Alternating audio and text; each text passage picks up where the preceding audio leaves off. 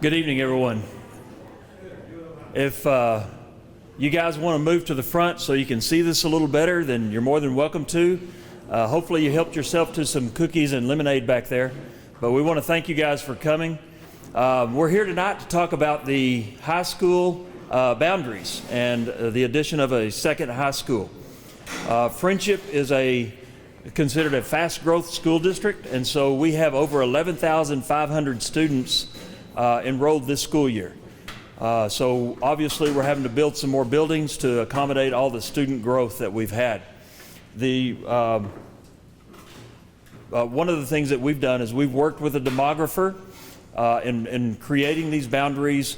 The demographer has gone out and visited with landowners, developers, and just visited with them about what their future plans are. She gets a lot of great information, make sure that it's accurate. And this demography study was done in 2021, and then we updated it last year for the middle schools. And so some of these numbers are from the 2021 boundary or the demography study, but they're accurate. They're accurate up to about 10 years out. And so one of the things that we want to make sure you guys know is what we're going to do at the second high school is we're going to duplicate what we're doing at the current high school. So we're going to have all the sports, we're going to have all of the extracurricular activities, all of the academic programs at both schools. So advanced placements, band, choir, orchestra, theater, and then varsity sports in all of our sports the first year except for varsity football. We're not going to play varsity football because you've seen the size of these 11th and 12th graders, and they're huge. And so we don't want to get anybody hurt, so we'll start varsity football the second year, okay? So we will have the duplicate programs. To start with, this is our current high school zone. You can see the colors are the elementary school zones right here. The little pink squares are the buildings of the middle schools.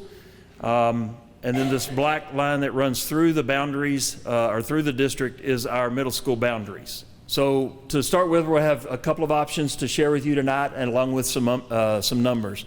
The first option is a non-feeder pattern. So this basically depends on where you live. And so it starts at County Road 2378 on County Road 7000, which is 66th Street, and it runs across to Upland Avenue, and then down to Marcia Sharp, northeast on Marcia Sharp to Milwaukee, south on Milwaukee to Spur 327, and then Spur 327 east to Frankfort Avenue. And so that is one of the options. The colors here on this one, these are the middle schools. So the green is Frenship Middle School, the light color here is Alcove, the red color is Terra Vista, and the blue color is Heritage. And so anybody that lives south of this blue line here would go to Frenship High School. Anybody that lives north of this would go to the second high school, which is right here. So it cuts between Heritage, and it also takes part of Alcove Trails. Terra Vista would all go to high school number 2, and Frenship Middle School would all go to Frenship High School. The numbers on this look something like this. So the capacity is 2,500 for both buildings. We will start the first year with 9th and 10th graders. And so the numbers there are going to be a little lower. And then as we move over, we're going to graduate, or not graduate, we're going to move up a class, roll up a class, and start the next group of 9th graders. So we'll have 9, 10, 11, and 26, 27, and then we'll have a full high school in 27, 28. So that would be 9 through 12. The 12th graders will graduate in May of 2028 from this class. And then as you get out here to 2031, like I said, as you get out from when the study was done, the demographers are saying the numbers aren't quite as accurate. And option B, this is a middle school feeder pattern. So Alcove Trails is here, Frenship Middle School, Heritage, and Terra Vista. So Terra Vista and Heritage would attend the second high school. Frenship Middle School, Alcove Trails would attend Frenship High School. It cuts along the feeder pattern, which comes down 179 to 4th Street, then down Alcove to 34th, and then down Upland Heights to Marcia Sharp, across Marcia Sharp to 82nd, across 82nd back to Upland, and then down. So that's the middle school feeder pattern, option B. Numbers on this one, again, capacity is 2,500. We start out with a little bit heavier load at the second high school in 9th and 10th grade. Again, we add 11th grade, then we add 12th grade, and then we continue on and we get out to 2031, and we'll be looking at numbers again in 2031 to make sure we're still on track. So again, the option A, there's a split between Heritage and Alco Trails, so part of them will go to the new high school, part of them will go to FHS, and then in the option A, Terra Vista will go to high school number 2, and Friendship Middle School will go to Friendship High School. Option B, Terra Vista and Heritage, both will go to high school number 2. Friendship Middle School and Alco Trails will go to Friendship High School. There's no split in the middle schools on this option B feeder pattern. So what we're going to do from here is we have another meeting tomorrow night at Alco Trails. You're more than welcome to join us again. It'll be the exact same presentation as what we're having here tonight and what we've had at the other two. And then going forward in November, we report to the board on public comments. So we have folks here taking notes. If you get up and say something, we have a microphone here in the middle. Please come to the microphone to make the comments so everybody can hear it, and then we can also record it. These are being recorded. They'll be posted online. And then the December board meeting, we will make a recommendation to the board about what the proposed attendance zones will be, and they'll provide opportunity for public input. And then the January board meeting, the board will vote on the proposed attendance zones. And then in the spring, we create grandfathering guidelines. The grandfathering guidelines are like what we did last year with the middle schools, where we talked about the 8th graders. They've been at this school for 2 years. Do we make them move, or do they get to stay here? And so last year's grandfathering was if you were in 8th grade, you could choose to stay at this campus or go to Alco Trails. But your 6th or 7th grade younger sibling would have to go where you live. So that was a grandfathering. We don't know what the grandfathering is going to be for the high school at this time. So if you have a grandfathering question, I'm going to say that's going to be after we have the boundaries approved. One of the things that I want to make sure you know is we also have a email. If you email me at this email here, I will take a copy of your email and paste it into a document to give to the board members. I'm not going to summarize it. I'm not going to edit it. If you misspell it, I'm not going to change the spelling. So it's an exact copy of whatever you send me. It's copy pasted into a document so the board can read your comments. So if you have a comment and you don't want to get up and talk today, you don't have to. You're more than welcome to. We want you to. But if you are too shy and you want to just email me, you can email at that email right there, and we will make sure the board gets that. And I will respond to you saying, thank you for your comment, your feedback. That way you know I got it. If you don't get that, you can call me at that number there and make sure I got your email. Most of the time I try to answer those as quick as I get them. So you should get an answer within a day or so, okay? If you call that number and want to visit with me, I will visit with you. I'm in a lot of meetings, but if you call, I'll try and get back with you as well. And if you send a long email that's got a lot of questions, I'll probably call you and say, let's talk about it, because it may not translate well in an email. So at this time, we'll open it up for questions or comments. Again, please come to the microphone if you have a question or comment. And no comment is too little. So if you have a comment and you're thinking, I want to make sure they know or think about this. We're not experts in this. We work with a demographer for a reason. So please come to the microphone and make comments. Hello, my name is Scott Layer. Currently, I'm over in the Heritage portion. But I was actually at the presentation last night as well, and I had a couple more questions that popped in my head. Fantastic. As far as for the new high school, I drove by it last night, and one thing I was worried about was the access from 43rd Street from Upland and also Milwaukee. Over time, having 2,500 students in a high school with right now only one access road, are there plans to upgrade the infrastructure for roads in that space? Is that a Friendship question? Is that a Wolforth question? Is that a Lubbock question? because one residential road can't hold 2,500 students. So 43rd Drive is supposed to come all the way down to 50th Street on Pontiac. The developer that owns that area there is, the city is working with him on whether or not that he's going to get that developed in time for us to, when we open. We're being reassured that it will be, but we don't build roads, so I don't have that answer. As far as other roads around there, the developer that's there building houses and such now is putting in residential roads. But some of those roads, obviously the railroad track is behind us, so there's not an access for a road behind us. But all the roads in the front, the developer that's doing 43rd and back around to Upland is working to build houses and put roads in. And then my second question is, looks like construction is going well, but are there contingency plans in place if construction goes late, based on weather or unforeseen circumstances, where you have to scrap this plan for a year or something like that? No. We're going to be on time.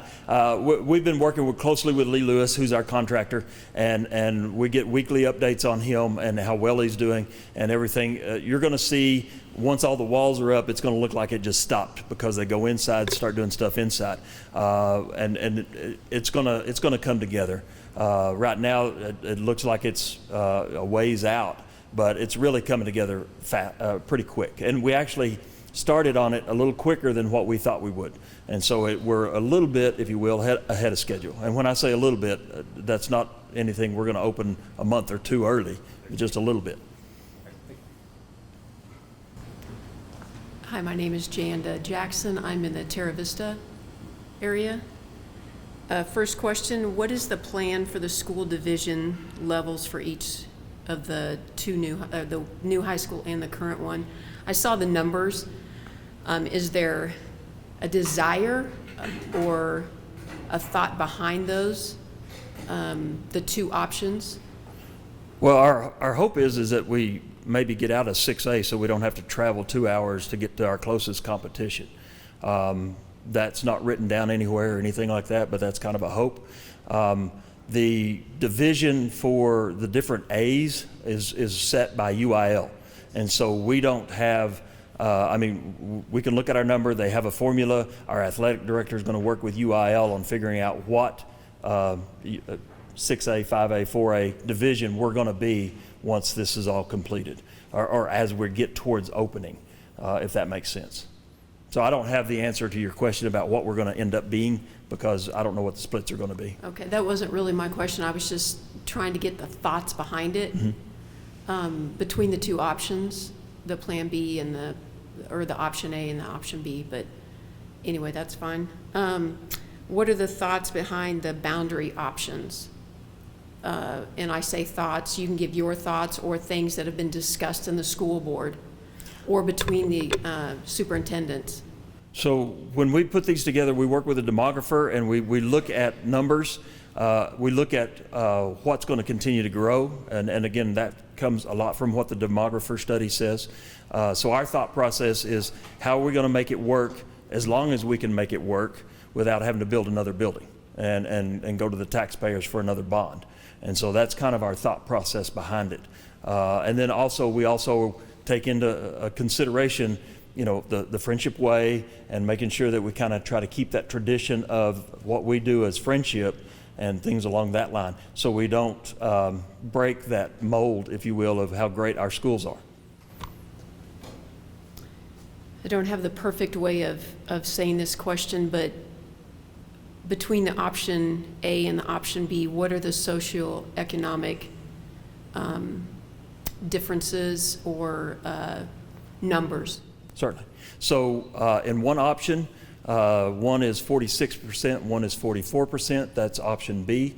In option A, one is 50% and one is 44 or 46%.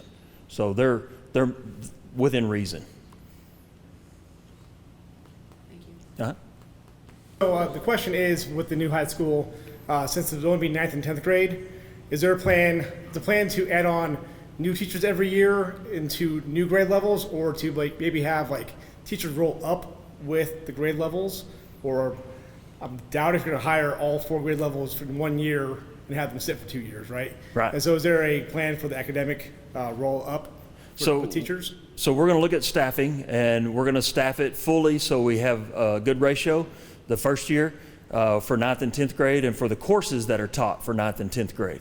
And then as we roll into 11th grade, we're going to roll up some teachers for that, which means, so if you think about it, if we roll up half of the 10th graders to the new high school that'll roll up into 11th, then we won't need as many 11th grade teachers at this school. So the teachers at this school are going to have a job. One of them may be across town, one of them may be in this town.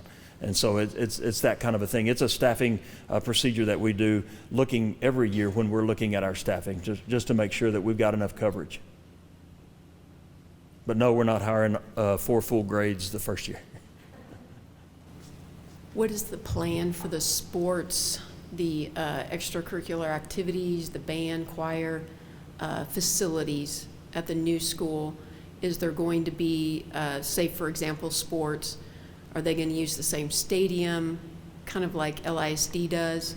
Or are they going to have separate stadiums? Will they have separate, I would assume, separate practice facilities at least, but I'm just curious about all that. Certainly. So for our fine arts, we're going to have a auditorium which is going to be comparable to the PAC. We have to call it an auditorium because that's what passed in the bond, but it's going to be comparable to the PAC. We're going to have a band hall. We're going to have a theater lab. We're going to have everything that this school has for fine arts, we're going to have there. For football, we're going to have everything, or for sports, we're going to have a soccer pitch. We're going to have a practice fields that are comparable to these practice fields. We're going to have an indoor facility. The only thing we're not going to have is a varsity football field at the new high school. So both varsity teams will play at at Peoples Bank Stadium. We're renovating the current locker rooms at Peoples Bank Stadium, so both teams have a home locker room. So the second high school will have its own home locker room. FHS will have its own home locker room. And so we're renovating that so that's equal for the kids. So they don't have to be in the visitors' locker room every time they come. And so that's being all taken care of and considered in all of this as well.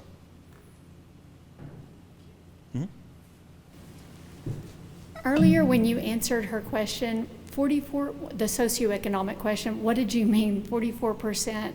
44% are lower SES, socioeconomic status, and 46% are lower socioeconomic status at the different schools. And then in the other option, one is 50% lower and the other is 46, I believe, 44. That was it, thanks.